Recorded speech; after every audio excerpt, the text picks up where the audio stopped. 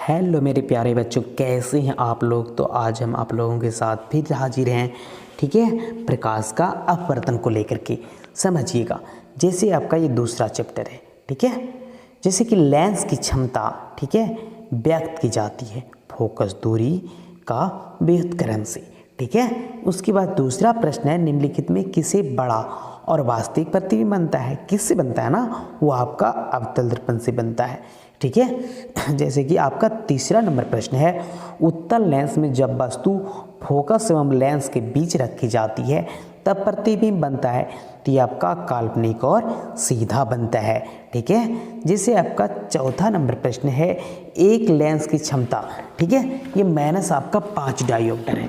एक लेंस की क्षमता ये माइनस आपका 5 डायोप्टर है, तो क्या होगा, लेंस अवतल लेंस होगा, ठीक है। जैसे कि आपका 5 नंबर प्रश्न है, एक लेंस की क्षमता प्लस 5 डायोप्टर, तो यह किस प्रकार का लेंस, तो ये हो जाएगा आपका उत्तल लेंस, ठीक है।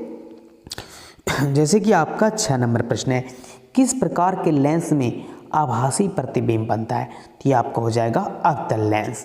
उसी प्रकार से आपका 7वां नंबर प्रश्न है, लेंस की क्षमता का ऐसा ही मात्रक क्या, तो ये आपका है ना डायोप्टर, जिसको डीसी दिखाया जाता है। उसी प्रकार से आपका 8 नंबर प्रश्न है, लेंस की दूरी, ठीक है, लेंस की दूरियां किस बिंदु से मापी जाती है, तो ये आपका प्रकाश के केंद्र से मापी जाती है। 9 नंबर प्रश्न है आपका, किस लेंस को अपसारी लेंस कहते हैं, तो ये आपका अवतल लेंस को अपसारी लेंस कहा जाता है, ठीक है। जैसे कि आपका है ना वो ना 10 नंबर प्रश्न, जैसे कि अभिसारी लेंस किसको, उत्तल लेंस को तो कहा जाता है ना। जैसे कि 11 नंबर आपका प्रश्न है, इनमें कौन, ठीक है, कौन से लेंस में वास्तविक और आभासी दोनों प्रकार के प्रतिबिंब बनता है, ये आपका हो जाएगा उत्तल लेंस। जिससे आपका 12 नंबर प्रश्न है, लेंस में मुख्यतः फोकस होते हैं, तो ये आपके 2 फोकस होते हैं, ठीक है। जैसे कि आपका 11 नंबर आपका है ना वो आपका सेम है ना, वो आपका समझ सकते हो। जैसे कि आपका 11 नंबर प्रश्न है, क्या कह रहा है ना, वो प्रकाश, जैसे आपका है ना कितने मुख्य फोकस होते हैं, तो 2 होते हैं। प्रकाश के अपवर्तन में कितने नियम, तो ये भी आपका 2 नियम होते हैं ना। जैसे आपका 14 नंबर प्रश्न है, हीरे का अपवर्तनांक 2.4 है, तो हीरे में प्रकाश की चाल क्या होगी, तो 1.2 इंटू 10 के ऊपर पावर 8 मीटर प्रति सेकेंड होगी। जैसे कि आपका 15 नंबर प्रश्न है, क्या कह रहा है, सरल सूक्ष्मदर्शी में किस प्रकार के लेंस का प्रयोग होता है, तो ये आपका उत्तल लेंस का प्रयोग होता है, ठीक है। जैसे लेंस का द्वारा किसे कहते हैं, तो लेंस की जो वृत्तीय परिधि के व्यास होते हैं ना, व्यास जो होते हैं वृत्तीय परिधि का, वही आपका द्वारक कहलाता है, ठीक है। 17 नंबर आपका प्रश्न है, पानी में डूबी हुई टेढ़ी, है ना, कोई भी छड़ी टेढ़ी दिखती है, तो ये कारण है प्रकाश का अपवर्तन का, ठीक है। जैसे कि आपका 18 नंबर प्रश्न क्या कह रहा है, पानी में भरी बाल्टी की गहराई कम दिखने का कारण, तो ये आपका प्रकाश का अपवर्तन हो जाएगा, ठीक है। जैसे कि आपका उसी प्रकार से 20 नंबर प्रश्न है, किस माध्यम का अपवर्तनांक अधिक होता है, सघन माध्य या विरल माध्य, तो ये आपका हो जाएगा सघन माध्य, ठीक है। जैसे कि आपका 21 नंबर प्रश्न है, जब प्रकाश की किरण हवा से कांच में प्रवेश करती है तो मुड़ जाती है, ये आपका अभिलंब की ओर मुड़ जाती है, ठीक है। जैसे कि आपका 22 नंबर प्रश्न है, ठीक है,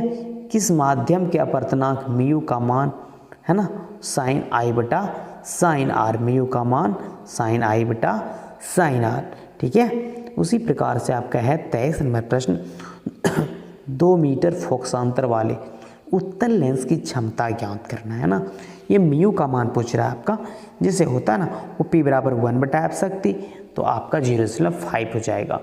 उसी प्रकार से आपका 24 नंबर प्रश्न है, 2 डायोप्टर, ठीक है, क्षमता वाले लेंस का फोकसांतर, तो ये आपका 2 डायोप्टर को कर लो, ये आपका 50 सेंटीमीटर हो जाएगा, ठीक है। जैसे कि आपका 25 नंबर प्रश्न है, 25 सेंटीमीटर फोकसांतर वाले लेंस की क्षमता, ये भी आप 100/25 कर लो, ये -4 डायोप्टर हो जाएगा आपका, ठीक है। उसी प्रकार से आपका 26 नंबर प्रश्न है, लेंस, ठीक है, स्लेन का नियम को लिखना है और इसके अपवर्तन का दूसरा नियम भी लिखना है।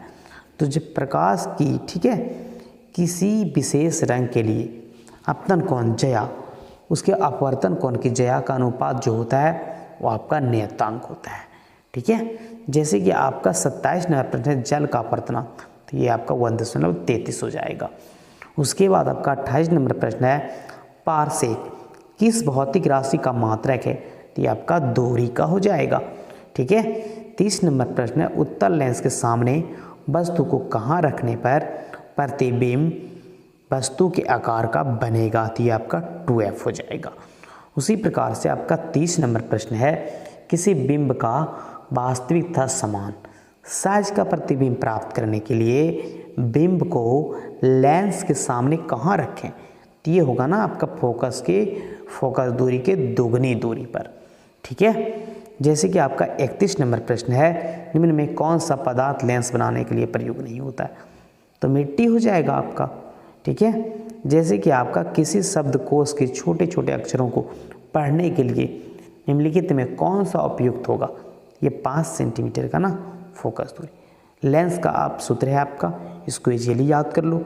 उसके बाद आवर्धन भी आपका बताया गया है ना, ये आप इसी तरीक़ा से याद कर सकते हो। ठीक है।